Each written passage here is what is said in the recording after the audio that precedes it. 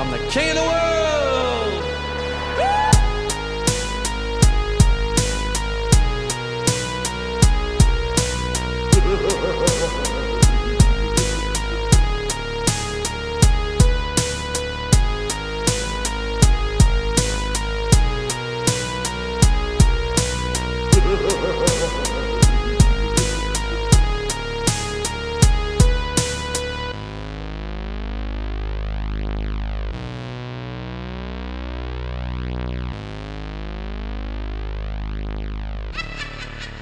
Hey there, friends and family. This is Dan. I'm here with the Dan and Adam Are Afraid podcast.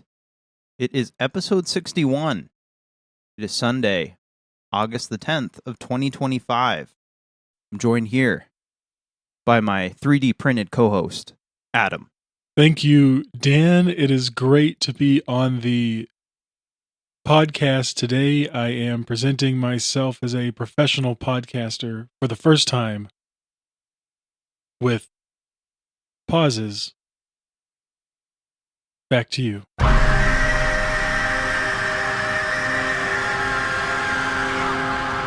What's up, Adam? How you doing, buddy? Oh, I'm doing wonderful. I mean, it's a Sunday morning. I've had a little Taco Bell, as we are all want to do, living in this sweltering heat. You got to get some cool Taco Bell to cool you off. I've not eaten anything today, folks. It is 9:24 a.m. Not eaten anything. This is going to be the first podcast I've recorded on the verge of tears. 9:24 a.m. Nothing in my stomach.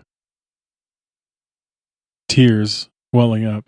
I'm going to be really vulnerable with you guys. I woke up yesterday crying. I had a dream about my cat again. Just out of nowhere. I just had this dream where I was like, oh, Noelle, you're laying on the couch. What are you doing over there? And I picked her up and I was holding her in my arms. And I woke up crying. I'm feeling very vulnerable. Yeah, that'll do it for sure. Basically, that Eddington song, I just put that on and I want to cry. I almost cried earlier when we were listening to it. It's what people come here for, though. They come here for the raw emotions. They come here for a peek behind the curtain of humanity. Peek behind the curtains, folks. I'm not doing well. I did pray to God, and I got a raise in like $500. I am the best Muslim. Hey, that's good, though. Getting a raise. Yeah, finally, they've been fucking with me. They've been fucking with my emotions. They've been fucking with my finances. Bet you fucking with my emotions. I'm fitting to let the wolves out. They'll never find me, but this is what I have to say to my employers. Okay, no, cut that. Immediately cut that. That's going to stay. It's going to have some added. I'm going to add some stuff there, too, like some dog day afternoon audio. I meant to hit this button. I'm trying to make you money. Yeah! Isn't that always weird? Like, you know, I don't know. Every job I've had, there's always like this motivational chat of like why you need to work harder, and it's like, hey, we're just here to make money, right, guys? And I mean, that's true. We're here to make money. It's not necessarily making money for myself, but you know, I make a little bit of money. But yeah, there's the cha-ching is a little bit quieter, I think. This is good upbeat conversation for people to listen to while they're possibly at their jobs getting exploited. Kill your landlord, no doubt. My landlord is technically my wife, so I think that would be no cap, fam. No cap, fam. I'm gonna get arrested. Come and get me, dude. Let's go. Dan, the other day, I do have to share with you and everybody else, I watched a movie. When's the last time you watched Alien Resurrection? Exactly. I watched Alien Resurrection. Which one is that? That's the one where it's the fourth one, and it's after Alien. Okay. Oh yeah, I like Resurrection a lot. That was directed by the person who did I was gonna say Anomalisa, Amelie, I believe. Directed by Charlie Kaufman. Yeah, there's. Yeah, the movie's great. I love the scene where you have Chucky, the guy who plays. I don't know his name. He's a huge character actor. He's amazing. The guy who plays Chucky is like, he's all fucking having, he's all having glass sex with the alien. He's like, great. There is a That's an underrated one. People always talk about Part 3 and they're like, "Oh, I love Part 3," and I'm like, that's like a weird pedophile movie. Yeah, no, Part 3 fourth one's the best one. Yeah, the fourth one, you have Sigourney Weaver. She is pretty much an action star. She has like constant one-liners. She's just like she's chewing up the camera like an Arnold Schwarzenegger type. And yeah, like I love that movie. I love Aliens. I forget how much I owned the 9-disc box set when I was like 18. It just happened to be at the PX. And I hope nobody hears that car alarm going off in the background. Yeah, I watched Alien Resurrection, and then after that I watched the final 30 minutes of Prometheus because I got all thinking about that. But then after that I watched Alien Covenant, and then after that I watched half of Alien Romulus. Dan, it's been a very big... I was doing all this while I was cleaning and doing housework, but... Prometheus rocks. Covenant kind of sucks, and the new one, Romulus, was okay. I guess like my thing with movies now is like, I don't know, you watch Alien, and it's kind of how we talked about the difference between Eddington and say Midsommar, was that there's like characters in it, but they all seem kind of like pedestrian characters that don't, they're just there to play a role, which is, it's a way of making movies. I just feel like the original Alien and even Aliens, like every character in those movies they were interesting. They had something going on that you wanted to see more of them. And then watching Alien Romulus, I was like, man, I only care about 3 of these characters. And there's like a main character that you should care about. I didn't give a shit about him. I was like, okay, but I only care about these 3 over here. So, get away from her, you bitch. Oh, you haven't gotten to that part yet. Oh, is that in Alien Romulus?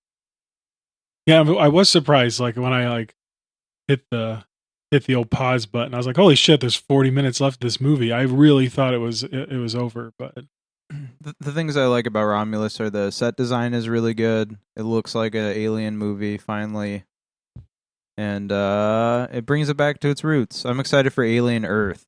I'm gonna check that out when that hits. FX, I think this month. Yeah, I keep seeing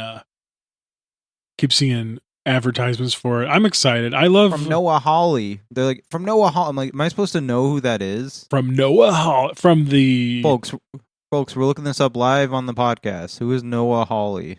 All right, he's a white guy. He did the FX series Fargo and Legion.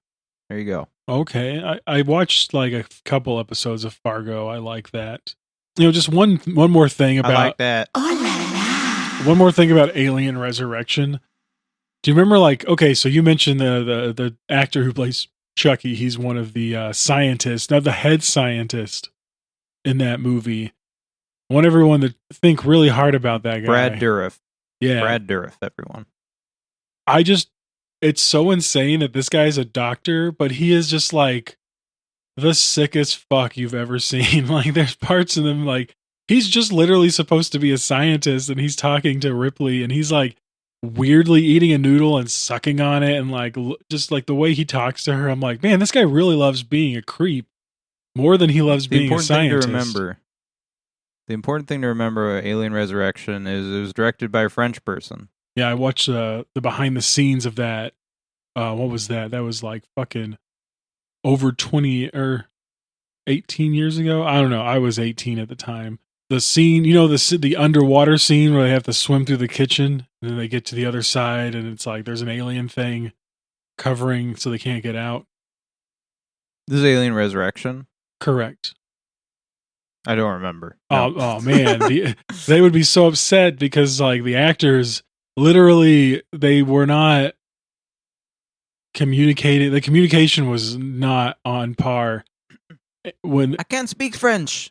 Well, they were trying to say, "Hey, cut! We can't breathe. We're underwater." And they cut too late. Like they literally, like, Ron Perlman's like, I was gonna fucking die.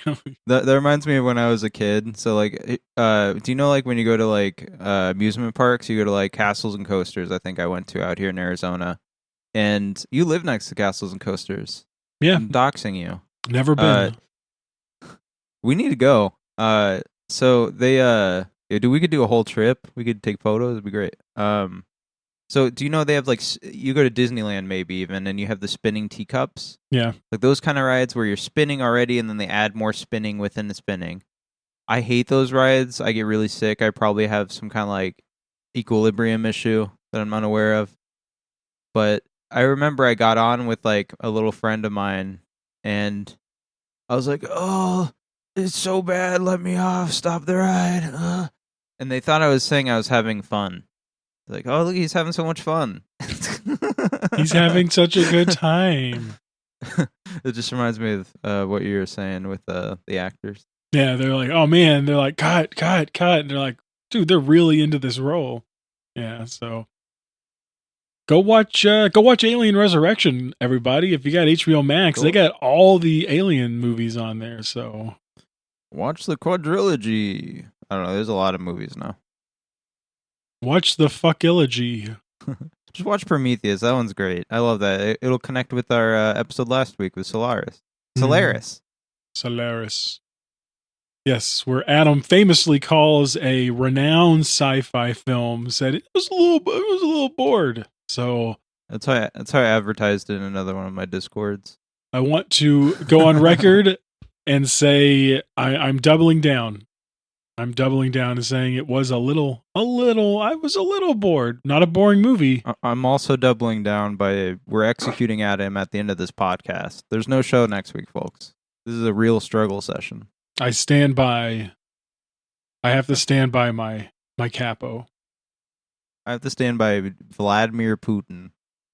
All right, I have a topic to bring up. I didn't get any of the sound clips I wanted to get. I never have time. Never have time, folks. My girlfriend came over last night, which is a good thing. I like seeing my girlfriend, but because I procrastinate already, it's like something happens Saturday night, kind of fucked for Sunday morning unless I wake up early. And I went to bed at like 3 a.m. last night. So, all right. Here's a little thing I wrote during work. I said, sending anything other than the Simpsons yellow in emojis feels provocative. How do you feel about that, Adam? Yeah, I mean, I had a friend. She is an African American woman, and she would send me emojis that were, black. And I see your point. Yeah, if it definitely felt like she was making a point, like I'm a black woman. Here's my black emoji. I don't know. I was thinking about that the other way around. You're a white guy, so you're immediately racist. Oh, But, yeah. I was thinking about when white people are like, I'm like, it's already yellow. Isn't it? You're already the default. It is interesting how The Simpsons has. I'm going to assume it's The Simpsons. Maybe there are other shows that have yellow white people, but the fact that, yeah, in cartoon form. They just make a Pooh brown, though. They're like, hey, he's just brown. Oh, poor Apu. It's crazy they couldn't just get an Indian voice actor for his character. Yeah, that's bizarre. I don't get The Simpsons, folks. I did not grow up on it. My understanding is the creator is on the Epstein flight logs. God, who isn't on the Epstein flight logs nowadays, man? I read like the most schizophrenic Substack of my life one time about them trying to connect him to like Mossad and all that shit. Was it Groening? Matt Groening? Yeah, Matt Groening. Great Groening. What else do I got? Sydney Sweeney's jeans. Do you see that ad, Adam? You see the Sydney Sweeney ad? Yeah, I saw it, and I think watching all of the outrage. I don't know. I'm curious what you think because I know. I think it's legitimately eugenic shit. Well, eugenics was. I think we've ceded too much ground to the right wing. That's all I'm gonna say at this point about like I know a lot of times and like up to this point we've been like we should really be nice to the right wing, but when they start openly becoming fascist, we have to stop that. How do you feel about that? I feel like it's definitely like them. I don't think that who is it? American Eagle. I would definitely go on record for saying they probably don't realize what water they're treading into. Man, I don't know. Like part of me, like I spend a lot of time being like rolling my eyes at that shit because I'm like, what I mostly see are people like shit talking Sydney Sweeney's ass and being like, it's not even that big, and I'm like, wait, what are we talking about Well, here? Do you know that Twitter is 70% bots, Adam? They're there to make you mad and obfuscate everything. Oh yeah, my Twitter. I have intentionally followed some like sexist right wing people on Twitter because I'm just like want to know what's going on. I want to see. I really do want to see what goes on in that sphere from that perspective instead of like just seeing it retweeted by folks that I like. But I mostly don't use Twitter because yeah, it's like you said, it's there to it wants me to engage with rage. And I don't know if I don't know if I have it in me to keep it up all the time. Folks, I love simple farmers as much as the next guy, but when like they have like ice positions for 130K, we're in the middle of a recession, and like I don't know, man, things are getting pretty bad. That was my thought coming into that. I didn't bring it up, but I was like, how are you dealing with the literal like fascist encroachment in this country right now? How are you feeling about this? Are you just ignoring it completely? Are you of privilege enough to be able to ignore it? I think I do. I don't know. It's hard to say. I think I'm like down at the bottom where I'm not as affected by things yet. You know what I mean? Like, and I mean by that I mean my day to day life. Like I think I'm like, well, it would be nice if I could like truly get outraged by all that shit, but you know, I'm over here like really worried about my personal future, which I guess is part of what they want, right? They want us like scared and They want you frantic. individualized and atomized. Yeah, like I'm just another character in Eddington that's looking at my phone and I'm like evil. And that's all I actually have to say. Yeah, that's all I actually have to contribute to it. So Brazil. That's how I feel.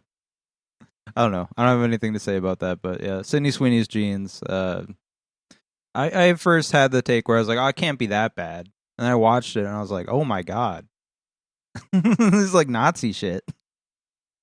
And it's not like American Eagle's a Nazi company. It's just they're opportunists. Who's buying American Eagle jeans? Fucking nobody. How do we get people to buy American Eagle jeans? Well, there's a right-wing shift happening in this country. Let's just do this.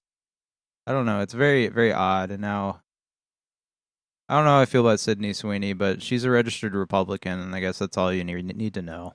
She is an LGBT supporting pro-choice Republican. And if you don't think those people don't exist, I mean, you're not paying. You must not have many friends in the real world because I know a lot of people who are very that Aaron guy we knew. Yeah, he's like a gay gay for Trump. Yeah, and say what you will, like there's just a lot of people in this country that they encapsulate the Game of Thrones thing, where it's like the common people don't care about the games played by lords and kings and queens. Like they just want a good paycheck. They want things to be affordable at the store. Which which for us, you and I, we know that's funny because they're supporting policies that just make everything more expensive and wages go down. So it's like, come on, guys, like what are you doing? Not to say, folks, I'm oh, go ahead. Sorry. To say what? Not to say, hey, you got to make sure you go vote blue. I'm not. That would mean there's a solution to all these problems, but it doesn't feel like there really is. I'm going to say it because the American government will not, folks. We are in a recession. Save your money. Do not quit your job. Don't lose your job. This is a PSA. Should I kill myself? No, you should not. We watched a movie this week, Adam. What did we watch? Oh, yeah. We watched 2015's Anomalisa.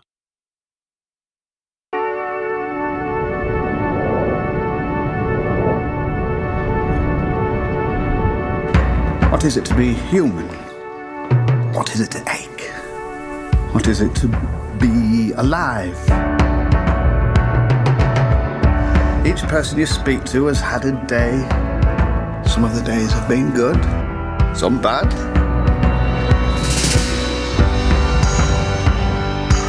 Each person you speak to has had a childhood. Each has a body. Each body has aches. Look for what is special about each individual. Focus on that.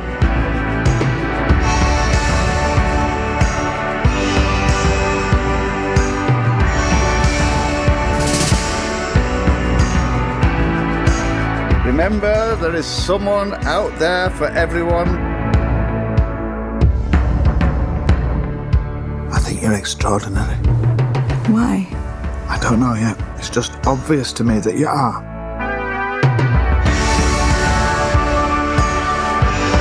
Our time is limited, we forget that.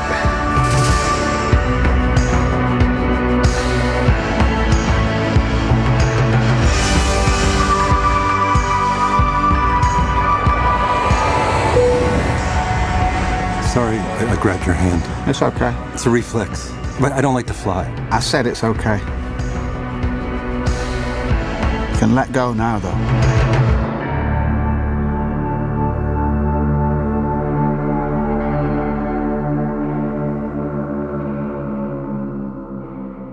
Anomalisa is a 2015 American adult animated film directed by Charlie Kaufman and Duke Johnson, from a screenplay by Kaufman, based on his 2005 audio play of the same name that explores the Fregoli delusion.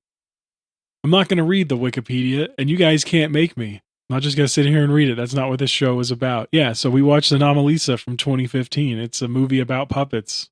That's right, folks. It was released on September 4th, 2015 at the Telluride Film Festival.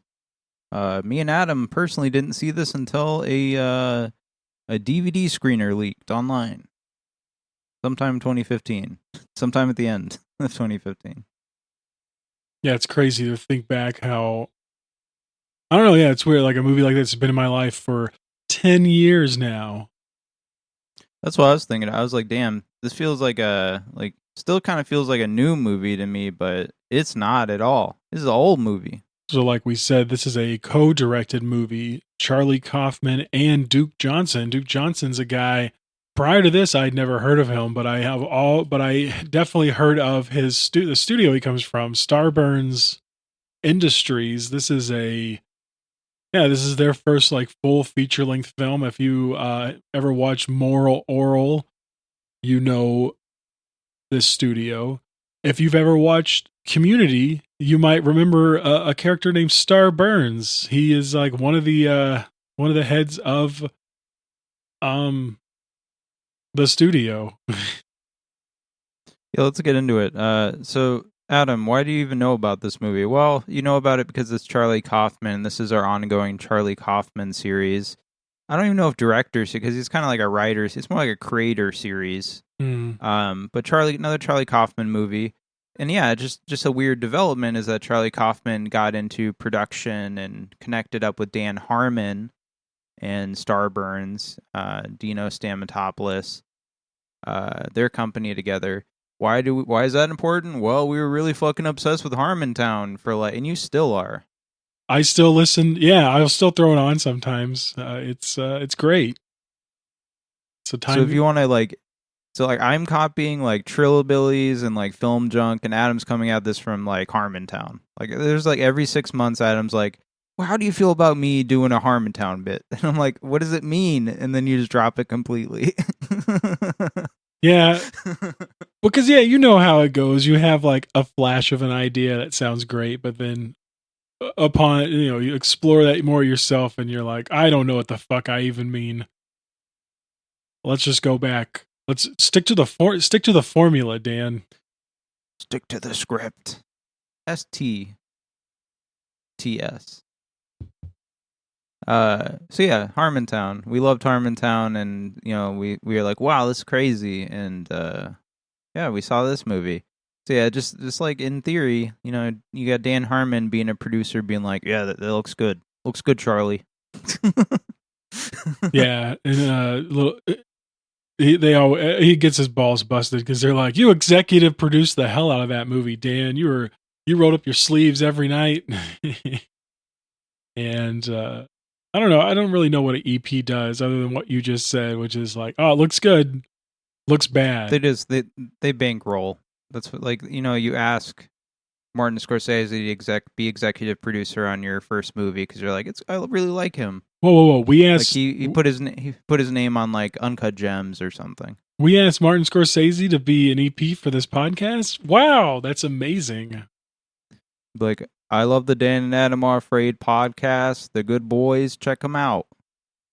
They liked my movie, The King of Comedy, but they haven't watched another one since. It's been 60 episodes. Maybe they don't like me so much. I love this version of Scorsese we have on because it's definitely not Martin Scorsese, but it's like we think it is. Like, so we'll get back to Scorsese, but and how I pronounce Scorsese. So, all right, go ahead. So this movie originally was a radio play. I think that's important to get out first. And if I were to read here, this is from the beingcharliekaufman.com, and it says the pitch. Theater of the New Ear is what this was called. It was a double-billed sound play, a concept dreamed up by composer Carter Burwell. Now, we've explored him a bit on this show before because he was also did the score for Being John Malkovich and Adaptation. Okay, I was wondering why I know that name.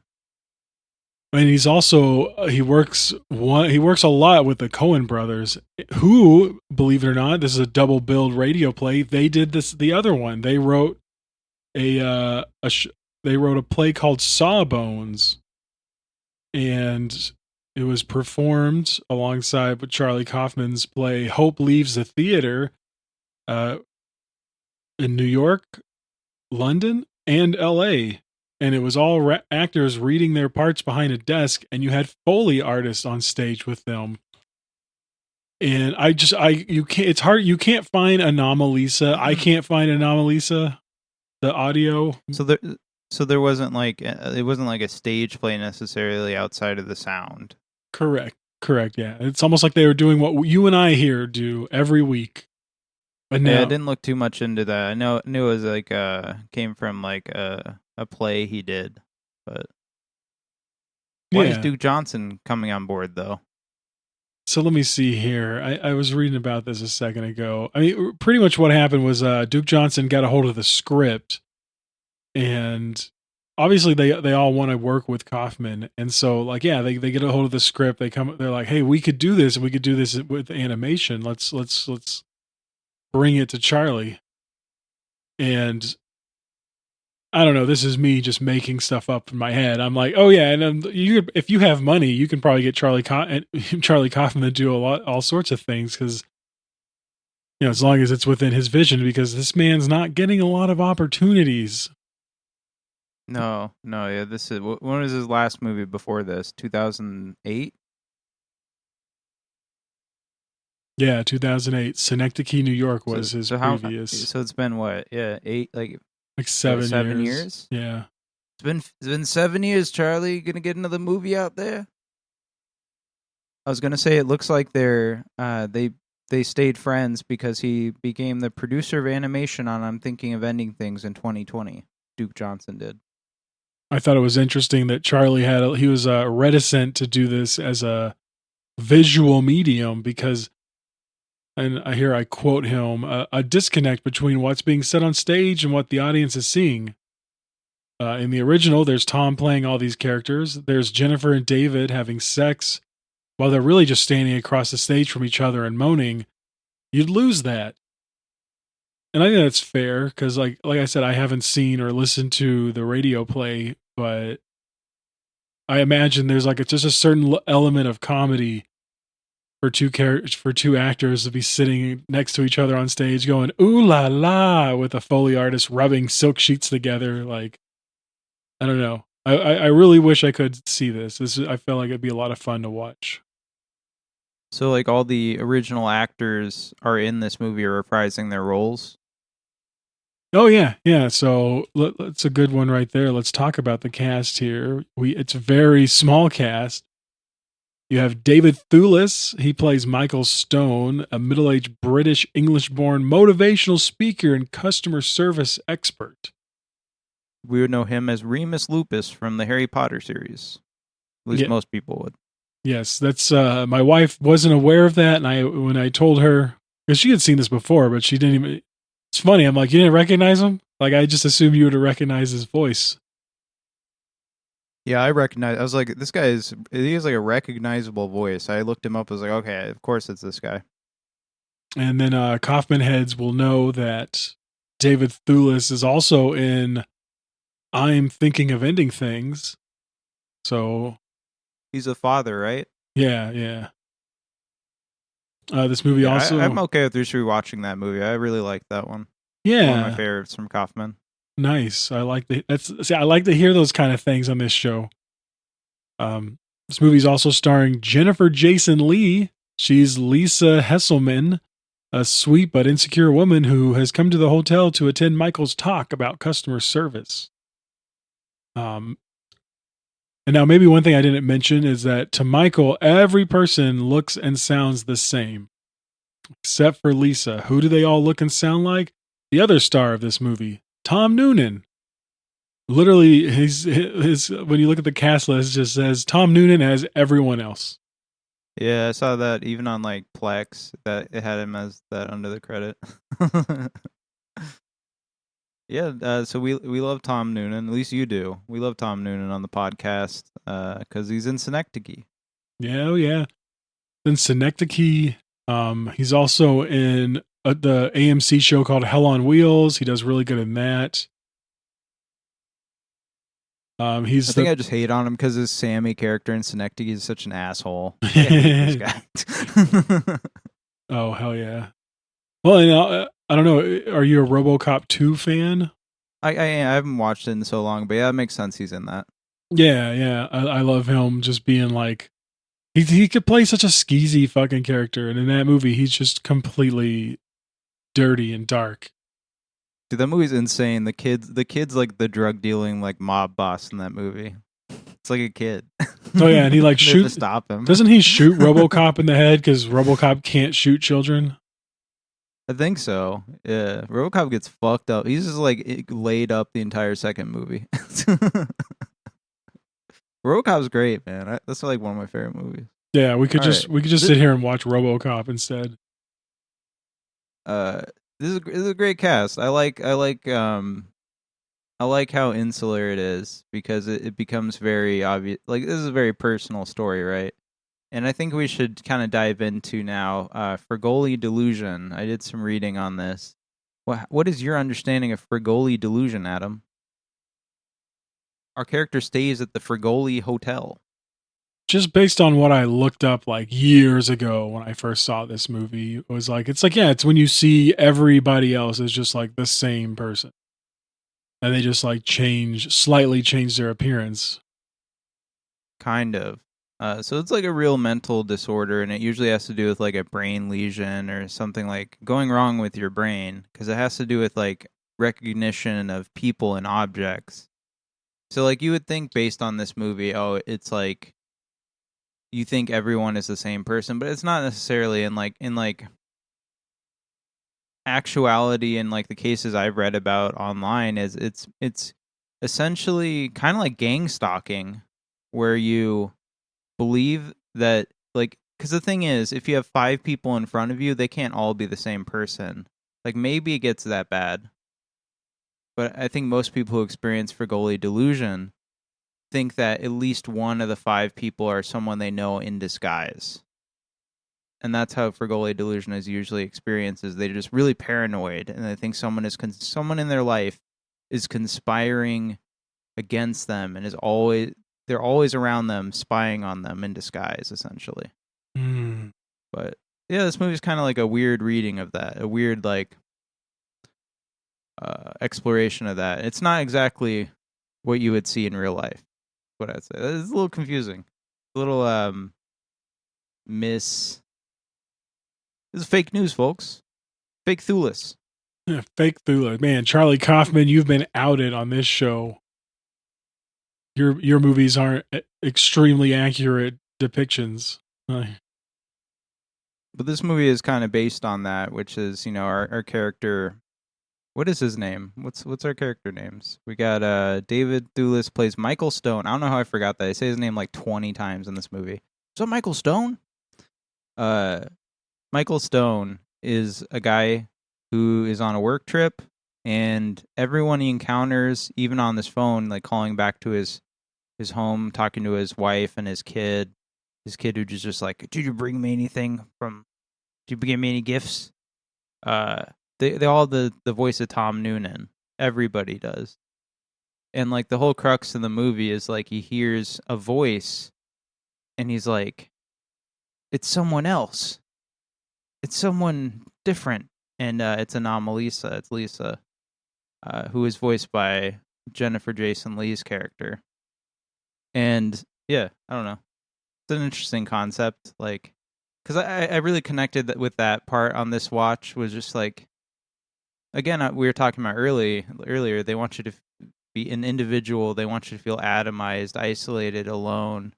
That's very much what Michael Stone feels like in this movie. And I relate to that so much, where there's so many times during the day I'll just think to myself, like, I have nobody to talk to. And it feels like that a lot. So I really connected with his, just like, it's like when my girlfriend comes over and I'm like, oh, finally, or we do this podcast and I'm like, finally, a real person. Kind of like the NPC shit I'm always joking about.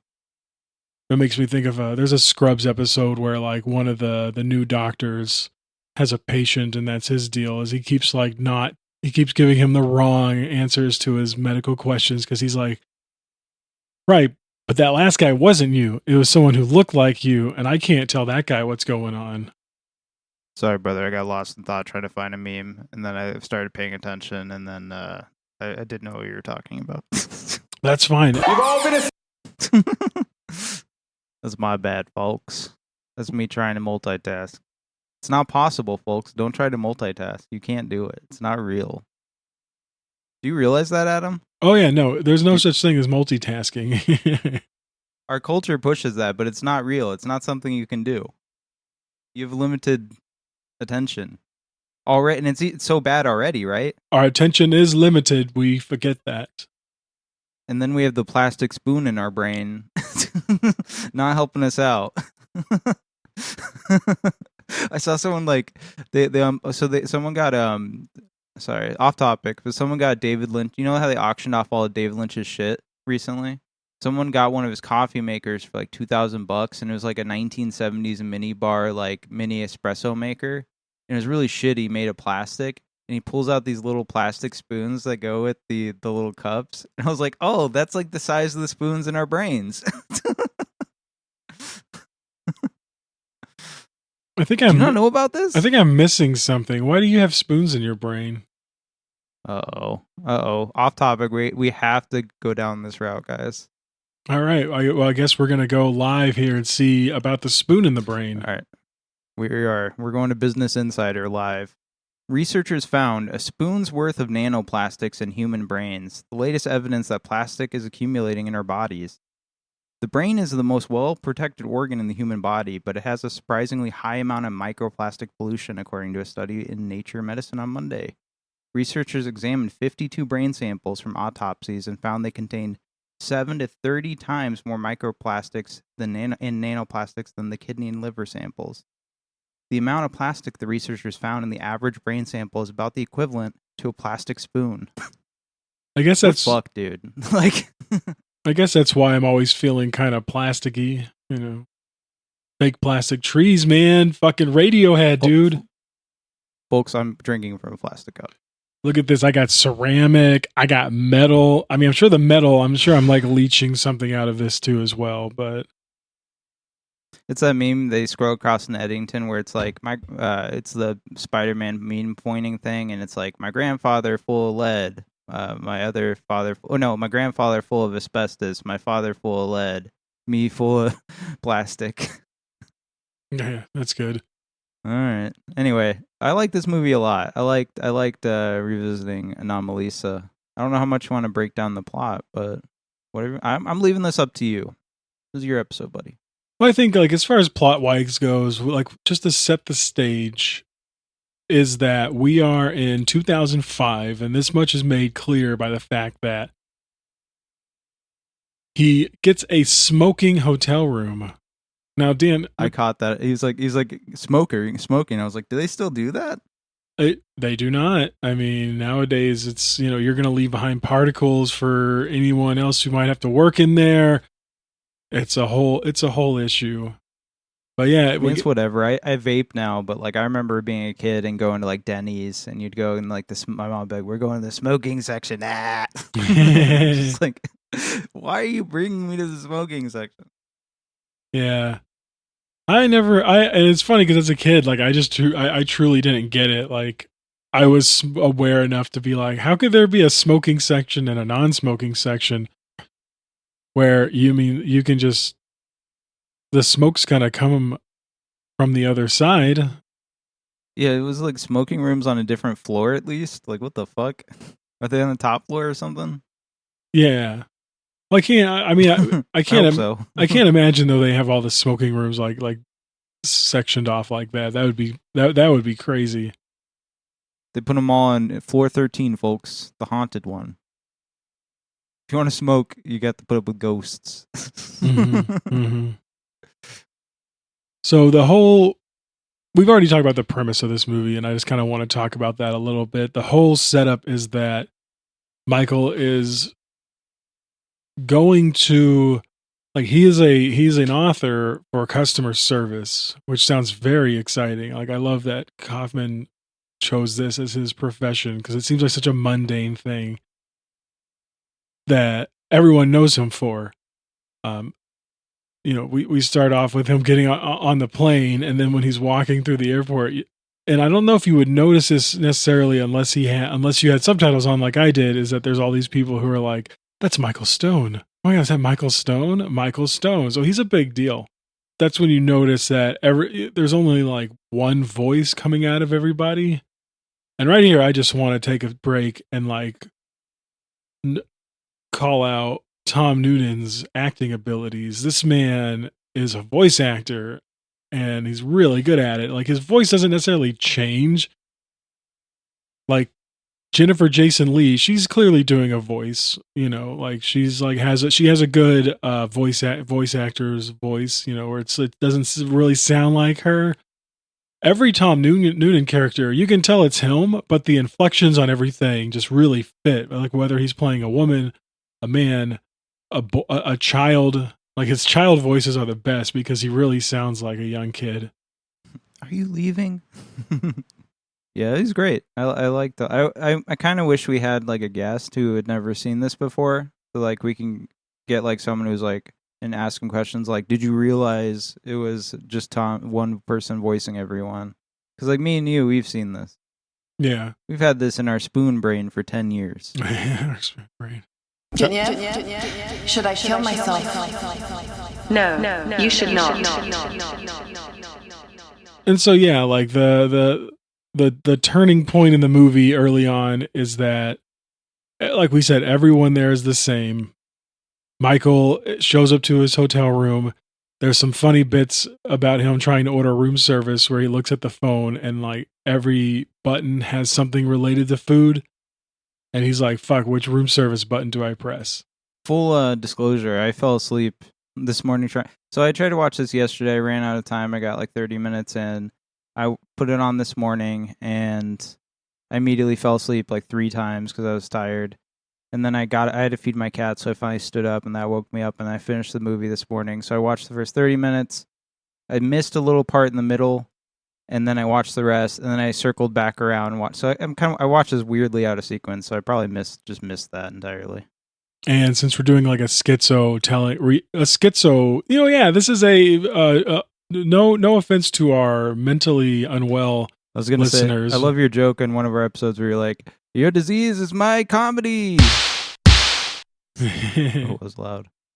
I really love, like, it's so, I don't know, watching this with my wife, and she, like I said, she's seen it before, but this time she really was on the side of like, dude, Michael is such a piece of shit.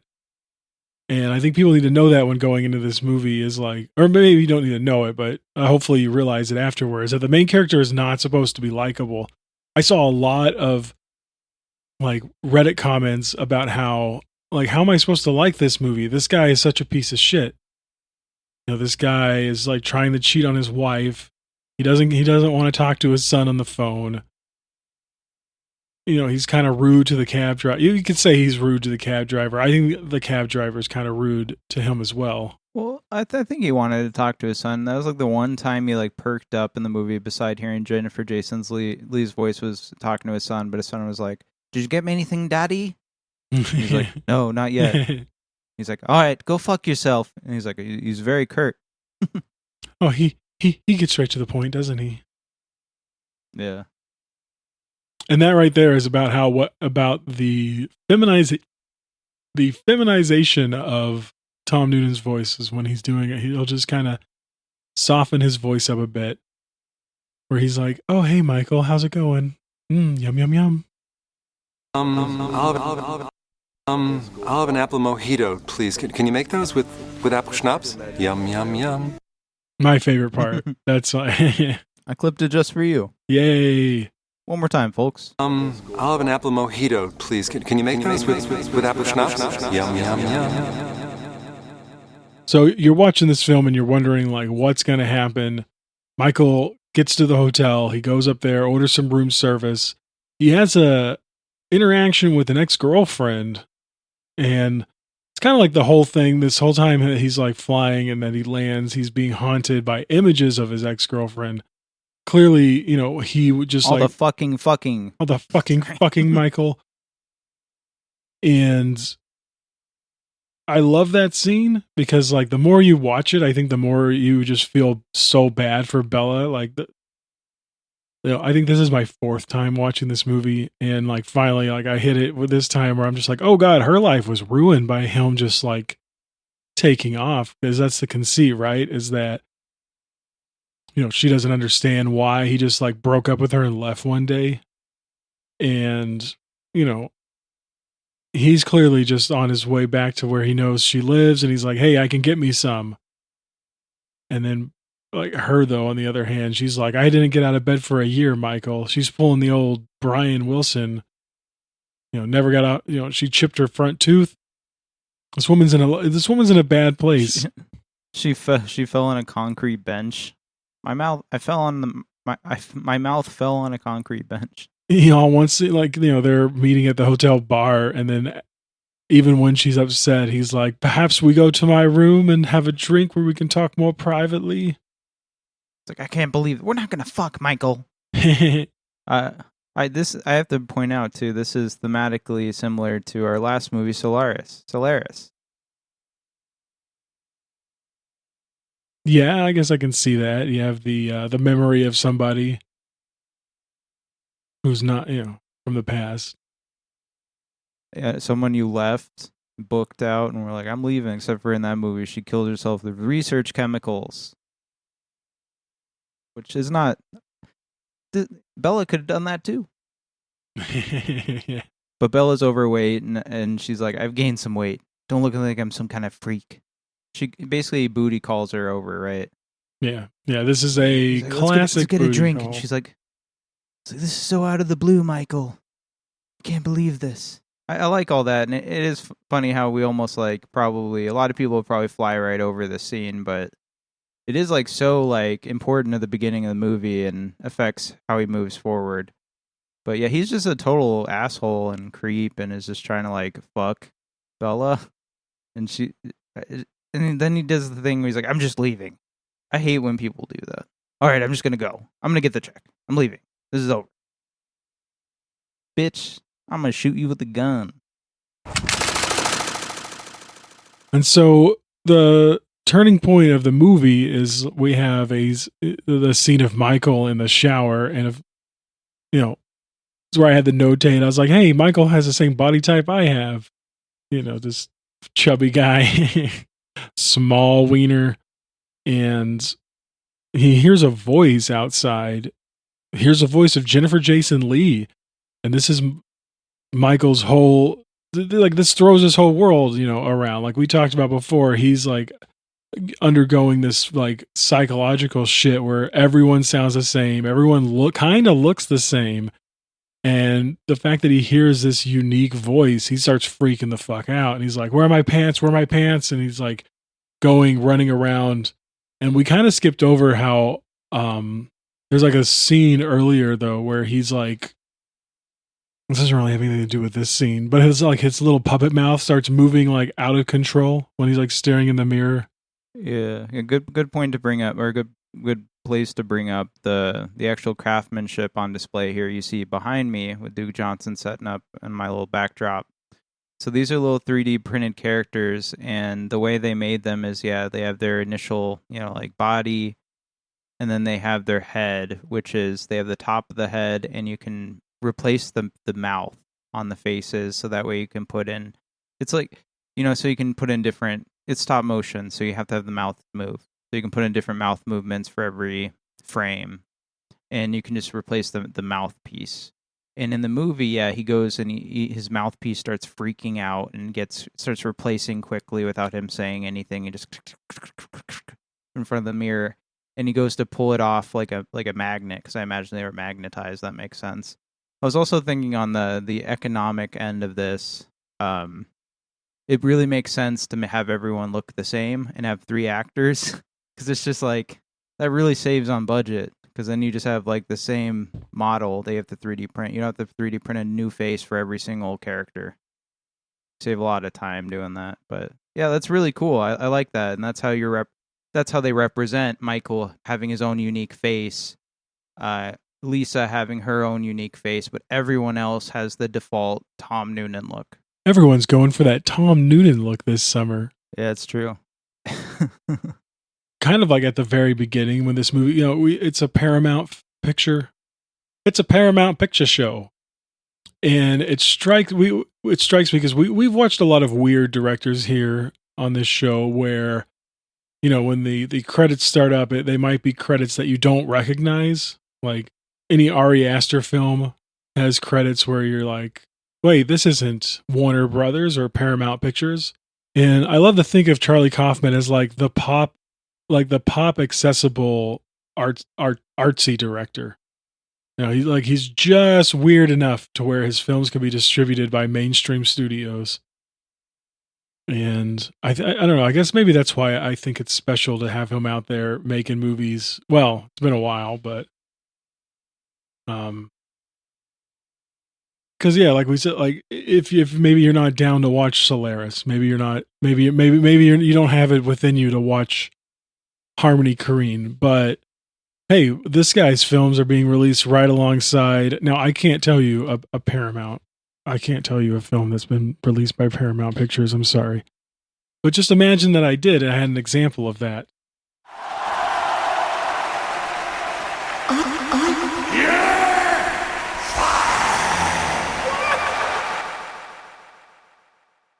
We should bring up here. The film's production company initially sought funding for this movie on Kickstarter, right? They wanted to produce this unique and beautiful film outside of the typical Hollywood studio system. Everyone wants to do this, right? You want to be the underdog. They believed that they could do it about 40 minutes in length, and they set a goal of $200,000 by the end of the campaign. 5,770 backers had pledged $406,237 to the project. After the success, they got additional funding through Starburn Industries, and it was expanded to feature length. However, my understanding is they had, I think they had issues, right, with funding on this movie. I don't even know if it's on here on the Wikipedia, but eventually Paramount had to come in and, oh, here it is. It says The filmmakers faced struggles with animation technology, a notoriously laborious medium. This was alleviated after Paramount Pictures joined the production, enabling the film to be expanded to a feature. They essentially had to be like saved by Paramount to be able to finish this movie. Mm-hmm. Yeah, and like that really does it. Just like I feel like there's a whole discussion to be had about like major studios and all that. Because yeah, like we watch a lot of indie darlings on this show, and every now and then, yeah, you can't just discount something because it comes out from a major studio. Because hey, every now and then, like someone gets lucky, and Kaufman's able to make something on there, or insert. God, yeah, I want Ari Aster to get like some mainstream funding. And that's never going to happen. But No, it's not. So yeah, I don't know. And so then we meet Lisa. Yeah, we meet Lisa. He runs door to door crazily with his pants down. Yeah, and he's trying to find, he tells everyone he's trying to find his friend, and finally he does get to Lisa's room. Her roommate answers, and he's like, "Sorry, I was looking for my friend." And then, we hear Jennifer Jason Leigh's little voice come out, like, "Who is it, M?" And that's where, this is what he's been looking for. This is what he's been desiring this whole time, is somebody different, somebody else. And they have themselves a little night together. The three of them. They go to the bar, they get drunk. That's where we get that beautiful little clip. There it is, folks. Yeah, there it is. When Emily drops the glass, breaks it at the dinner table. I'll have an apple mojito, please. Can you make those with apple schnapps? Yum, yum, yum. Yum, yum, yum. Yeah, they're really into him because they're like, we traveled 300 miles. I traveled 300 miles to see you speak, do your customer service speech. And everyone he encounters is like, I read your book. My productivity at my workplace went up 90%. Like everyone loves him, and so they're all like glazing him up and like, yeah, we'd love to have a threesome with you right here. And they end up going to dinner, and yeah, they he hits it off with Lisa. They go back to the apartment or the hotel room. One of the gags I liked in the movie that you can tell is a personal thing is like he can't get the fucking hotel doors to open with the little little card scanner. He has to do it like 5 times every time for it to work. I just think Charlie Kaufman stays in a lot of hotels, and he's pissed, in particular at their door systems. He's like, I prefer the key. Yeah, that's what this film's about when you get down to it. I do like that it takes place in 2005, and you kind of notice those touches because no one's really using many cell phones. Like he's using like regular phones to call everybody, just using like landline phones. And yeah, I like when he meets Lisa. She has a scar on her face, and he's like, "Can I kiss it?" She's like, "You're being weird. You're being weird." And she tries to run off. So he has to like seduce her and convince her that she's like special. And it's a really like warm and like nice moment here where he's just telling her she's special and she's unique and she's not as bad as she thinks she is. 'Cause she says she's like fat and ugly. And he's like, "No, you're beautiful, Lisa. I love to hear your voice." And he has her sing Girls Just Want to Have Fun by Cyndi Lauper, which is a great part of the movie. And, yeah, I don't know. That part stuck out to me because I was just like, yeah, I don't know. Just think about the people, your significant other, like, I don't know. It's weird to me that I don't listen to my significant other sing more. Yeah. Yeah, we should be asking them to sing more. And you should be into it. You should be into your significant other singing at you. That's for sure. And then, the two become intimate and they eventually have sex. And I think I wrote down on an episode of Harmontown, Dan Harmon emphatically states how, we made a movie about dolls eating pussy in hotel rooms.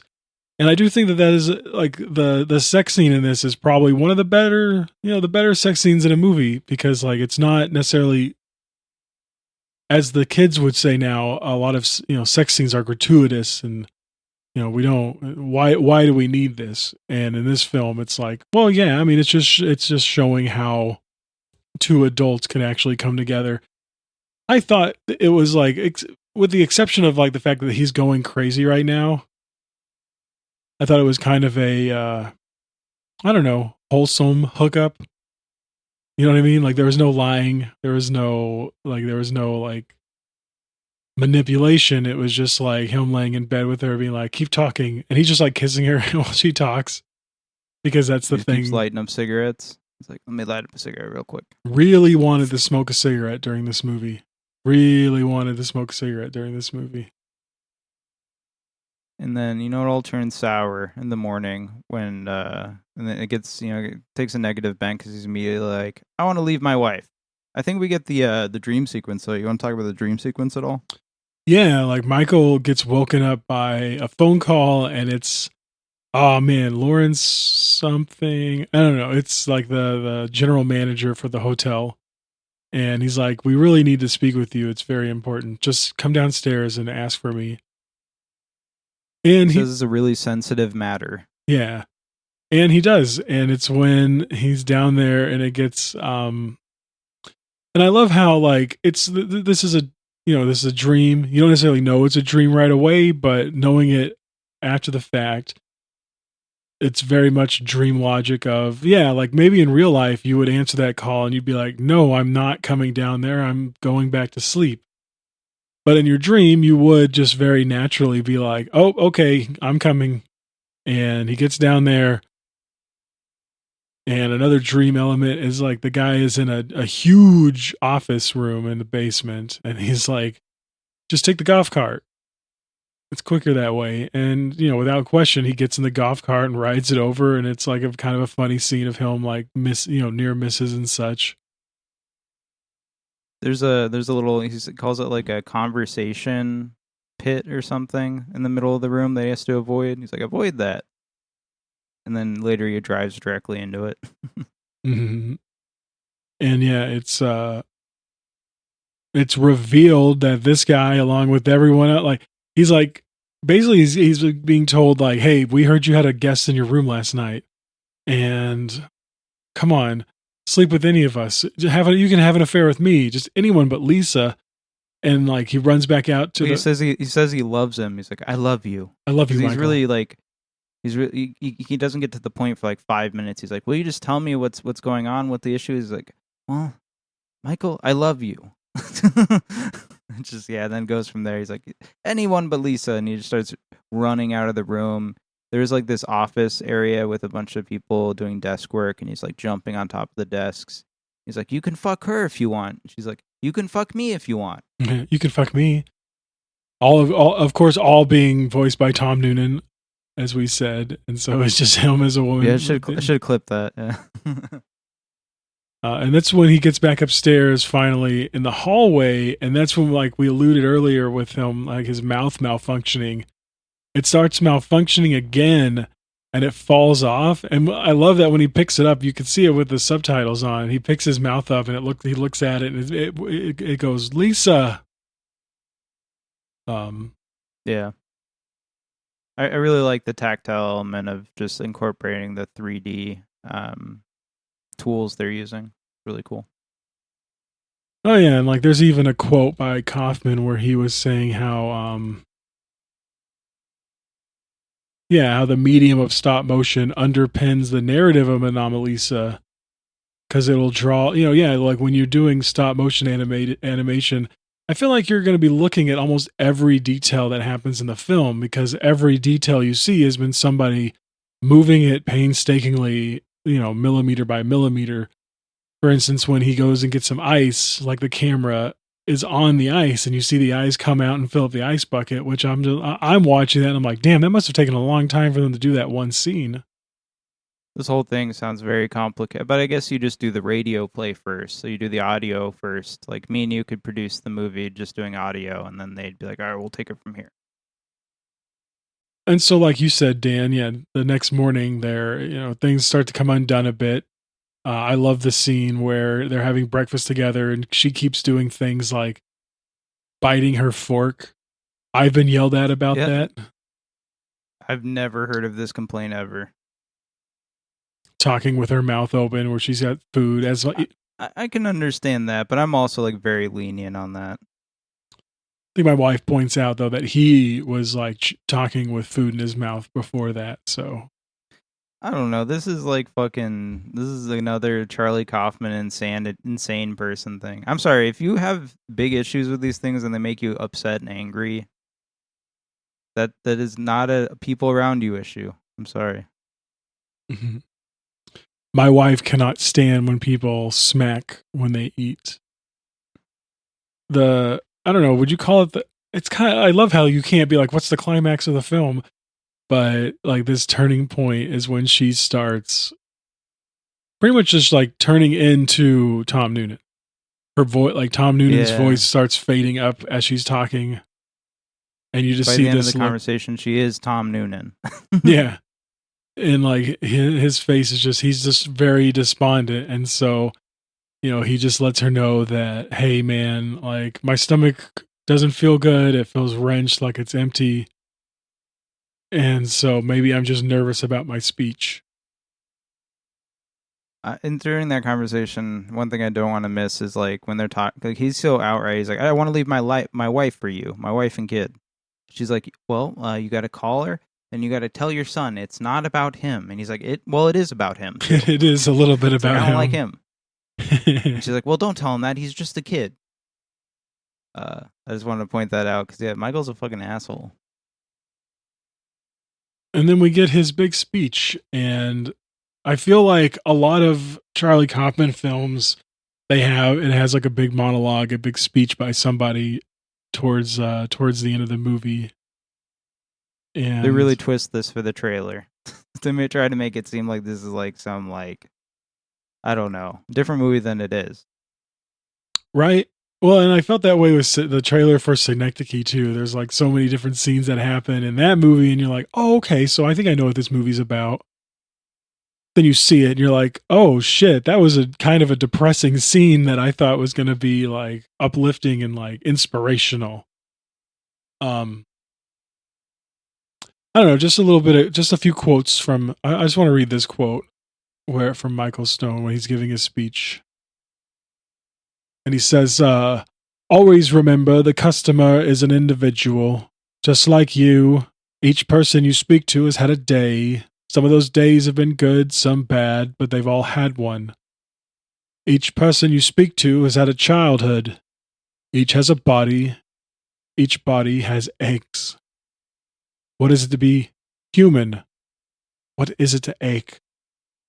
What is it to be alive? And yeah, like that's it. I think that's in the trailer, but and then he like undercut after that. He's just like clearly losing his mind because he's just like, oh God, I don't know what is it to ache? I don't know what is it to be alive? I don't know. And then he goes back to the speech and like I really like because when he breaks, he says he's talking about how like you should smile because I'm in customer service role on my end, so I get this stuff. But he's like, you're supposed to smile when you're on your phone. You could tell when someone's smiling on the phone. Try it out with your friends. And then he turns around. And he's like, I'm lost. And he turns around. He's like, I smiled when I said that. I'm lost. I've lost my love. I have no one to talk to. And obviously, I connected with that part. I feel that way constantly. Yeah, I've lost my love. She's an unmoored ship and she's drifting off the sea. And then he just keeps like going back and forth between this and his speech of like, think of the customer as a friend. I love doing David Thewlis's voice. It's the most fun you can ever have, actually, on a podcast. It's the most fun you can have on a podcast without taking off your clothes. Without can't do accents. I don't know. Without subtitles, I thought he said each body has eggs. I was gonna bring this up because I remember back in 2015, I was like, eggs. And even listening to the trailer now, I was like, it does sound like eggs. In the movie, I was like, yep, eggs. Weird how he says aches. Like, why would people be full of eggs? This is Alien? And callback. Yeah, callback. There you go. I mean, the best part of this speech, though, is where finally he loses it at the end, and he's like, the world is falling apart. The president is a war criminal. He starts like marching around and giving like a fucking. Is that the Roman? Well, he says, dumb workers and soldiers are easy. They've destroyed the public education system, and then he starts marching, and some of the audience is like, "This isn't called for." I love the military. Support our troops. And very much a 2005 reaction. I feel like if you started in on shit like that in 2005, you're going to be... Well, I was thinking, I was like, is he talking about Obama? This is pretty transgressive. I was like, oh, he's talking about Bush. Hey, you think Charlie Kaufman is a vote blue no matter who type of guy? I have no clue, but like it's so funny to me that Bush is just the guy who goes on talk shows and paints now. Like fucking someone. Yeah, if somebody could just his face. Parody. This is a joke. And all of this is just to say, yeah, like this movie culminates with Michael getting up on stage and just like losing his shit. Because clearly, you know, to have lost like the one chance he had at like a unique love affair, sex affair. I mean, I guess love affair. He was going to leave his wife. Not just he wasn't just getting laid. He was like, this is it. But then Lisa, she turns into everyone else. And so he just loses his shit and goes back home. Yep. And we missed earlier. He stops at like he's like, it's after the meeting with Bella and he's like dejected walking through the city. It's like, I got to get a toy for the boy. And he stops at a toy store. It's like Jim's Toys. Dino's. It's open. So he goes in. Dino's Toys. Oh, Dino's. Okay. Dino Stamatopoulos. Yeah. Dino's Toys, they go in and it's immediately clear he walks into a sex shop. There's just dildos fucking everywhere lining the walls and the counters. And he's just like, oh, it's a different place than I meant to go to. And he buys like this like weird Japanese animatronic, like antique animatronic thing that has just one breast out and like it's mechanical on the other side.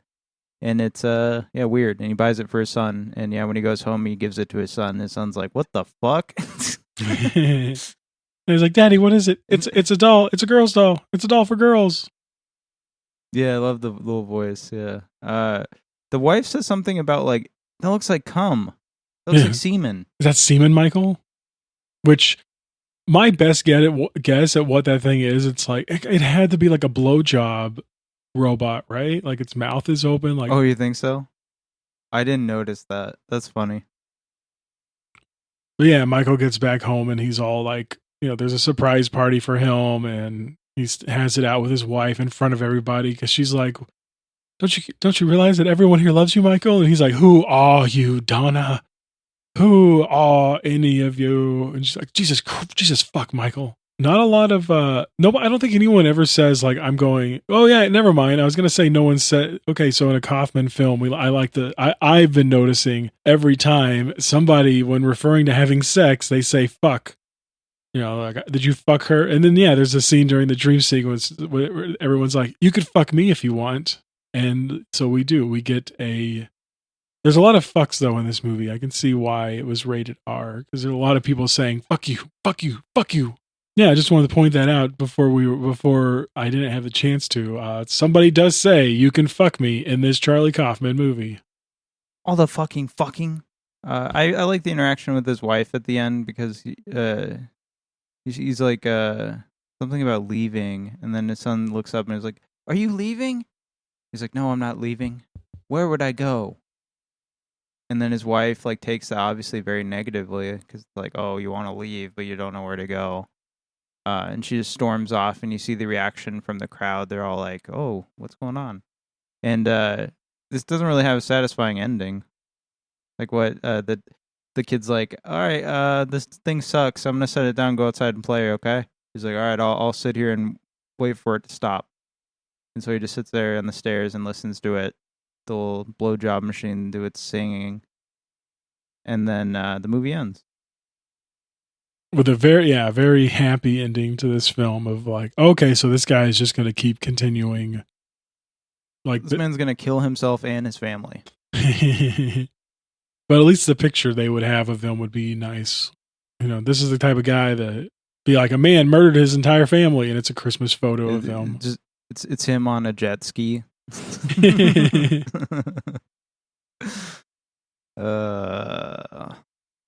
Is there any production stuff you want to talk about before we move on? Not as I said. I mean, the soundtrack itself, I thought was very beautiful, and soundtrack was done by Carter Burwell, as we mentioned. It was his idea for the radio play, and so he composed the score for this film as well, and I think it's absolutely gorgeous. Every Kaufman, I don't know if I would say every Kaufman film, but everyone, Synecdoche on forward, has a good score going on with it.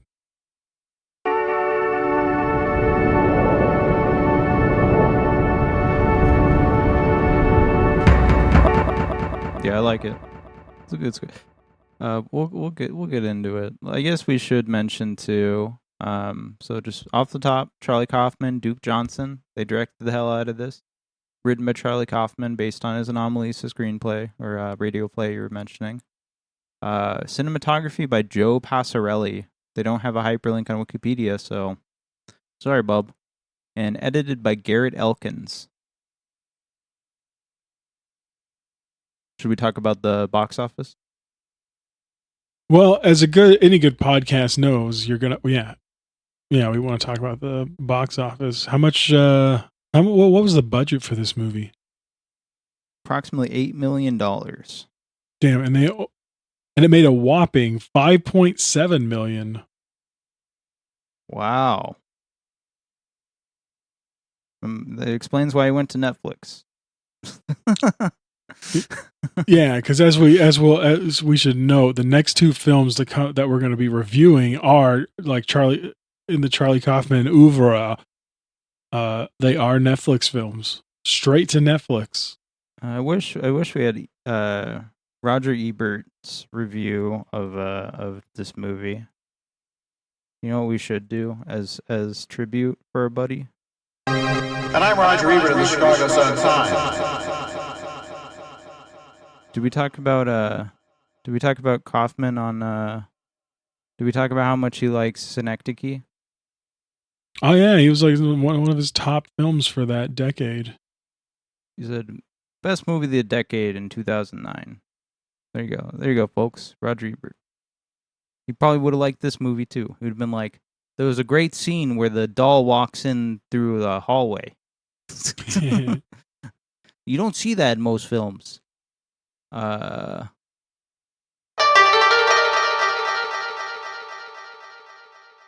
Adam, would you recommend Charlie Kaufman and Duke Johnson's Anomalisa from 2015? Everybody should go out right now and watch this movie. You don't even have to go out. You can watch this movie from the comfort of your own home. If you don't mind ads, it's on Prime, Amazon Prime, but it's also available. You can rent it and you won't have ads. That's my that's my resounding recommendation of this movie, is to start talking about ads. You could it's good. I recommend it. Here's how you can rent it. You can go on Amazon Prime. Maybe you should put up a defense of the movie, since the last time you're ever going to talk about it. I don't know. I think when it comes to stop motion animation, like, it's such an interesting way to present things. Usually when we watch that, though, it's like a fantasy. It's like, it's outrageous comedy. And this is it's very much just a film. There's like there is some zaniness that happens, and there is a lot of like fun with the medium of stop motion. And I thought that it was just such a beautiful film, and with the animation style, it just elevates it to a different level that maybe you wouldn't be expecting from a Kaufman film. Even though 2 films after this. He's going to make another animated film. I think that there's something to his writing style that lends to animation. And so, yeah, I really think that if you want to watch a film that's about, some real human experience portrayed by puppets, check this out. You're not gonna be disappointed. I guarantee you that.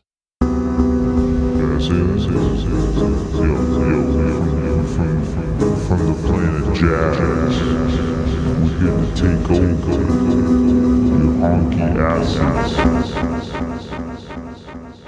Hey there, friends and family. It's me, Dan. I'm here at the podcast. Do I recommend 2015's Anomaly? See how in the last episode description, I put anomaly and I linked it up with this? Was that intentional? Maybe. Yes, I do recommend this movie. First and foremost, I'll say this movie's pacing is amazing. This movie's over in a nanosecond. You're not going to notice this movie is already over. You're going to be like, wow, this movie's already over. It's only 90 minutes, folks. It's perfect length.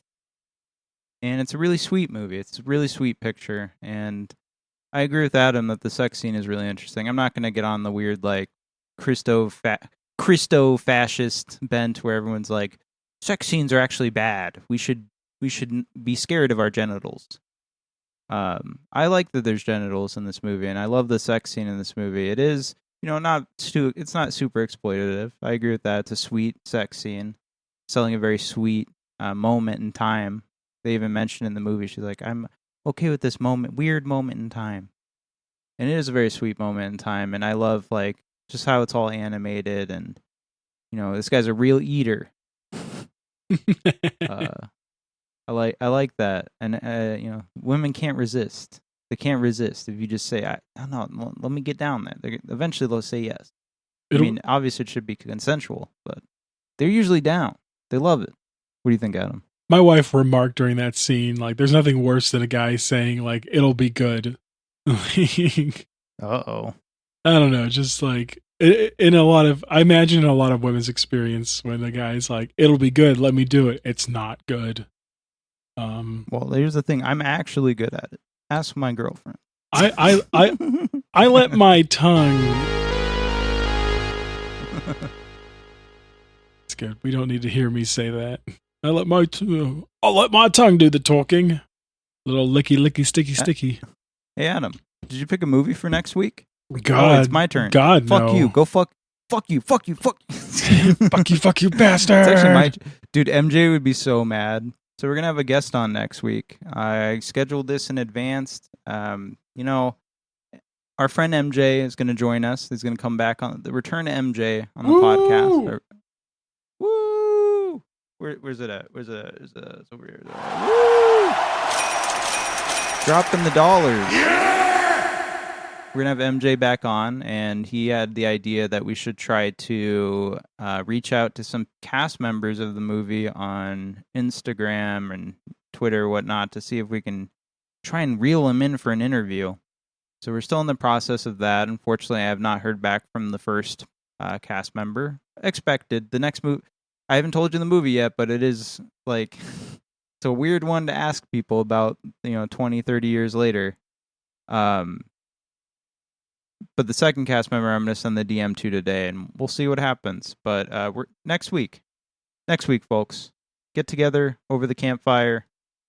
We're going to be discussing 2002's, directed by Larry Clark and Ed Lachman, Ken Park. This was written with the help of Harmony Korine, and it's a really controversial movie. What is the byline on this? Hold on. The byline on Letterboxd says, Ken Park focuses on several teenagers and their tormented home lives. Sean seems to be the most conventional. Tate is brimming with psychotic rage. Claude is habitually harassed by his brutish father and coddled rather uncomfortably by his enormously pregnant mother. Peaches looks after her devoutly religious father, but yearns for freedom. They're all rather tight, or so they claim. This movie is really controversial. I believe it was sold for distribution in 30 countries. I don't know. It's banned in a lot of places. It's a movie that it's Larry Clark. it has a lot of kids probably being naked and getting up to bad things they shouldn't be getting up to. But yeah, Ken Park, 2002. Get excited, folks. Get excited for the return to Harmony Korine. This is the last one we got, folks. Till Harmony Korine comes out with a new movie, this is it. Well, all right. I'm excited. Folks, I waited 15 episodes to get back into Korine, so yeah.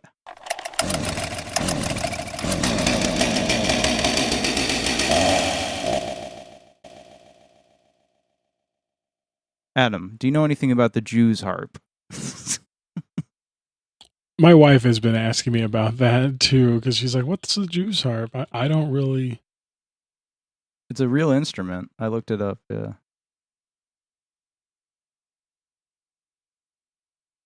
It's also known as a jaw harp. I know that, so...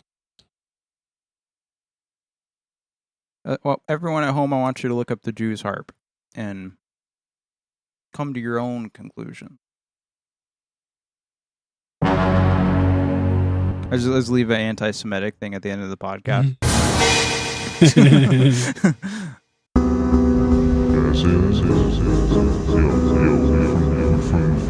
From the planet Jazz, we're here to take over your honky asses, including you, host of the show.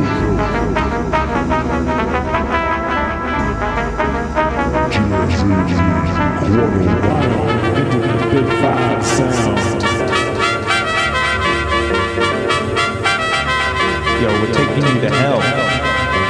You could be in hell, bitch. White monkey.